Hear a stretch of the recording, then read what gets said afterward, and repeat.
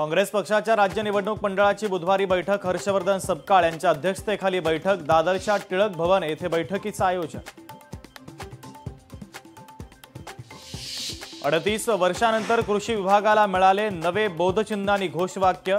नव्या बोधचिन्हांनी घोषवाक्याचं मुख्यमंत्री फडणवीस यांच्या हस्ते अनावरण। महाराष्ट्र संशोधन उन्नती आणि प्रशिक्षण प्रबोधिनी संस्थेच्या कार्याची जागतिक स्तरावर दखल।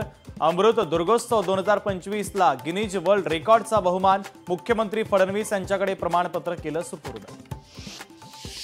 दिल्लीच्या स्फोटानंतर सांगलीच्या मिरज जंक्शनवर हाय अलर्ट। पोलिसांकडून प्रवाशांची तपासणी। रेल्वे स्थानकावर तगडा पोलीस बंदोबस्त।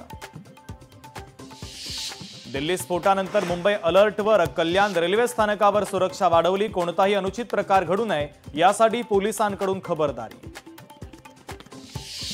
इगतपुरीमध्ये ठाकरेंच्या शिवसेनेला भाजपचा मोठा धक्का। ठाकरेंच्या शिवसेनेचे नगराध्यक्ष नगरसेवक भाजपच्या गळाला। पुण्यातील गुंड निलेश घाळवळ आणि सचिन घाळवळ विरोधात मकोका अंतर्गत तिसरा गुन्हा दाखल। वारजे माळवडी पोलीस ठाण्यामध्ये कंपनीच्या खंडणी प्रकरणात गुन्हा दाखल।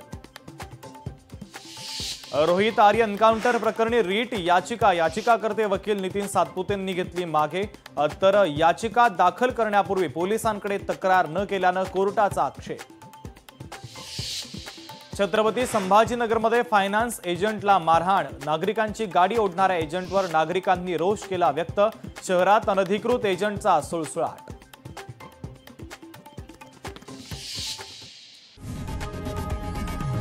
लोकशाही मराठी ऐका, पहा, जागरूक रहा।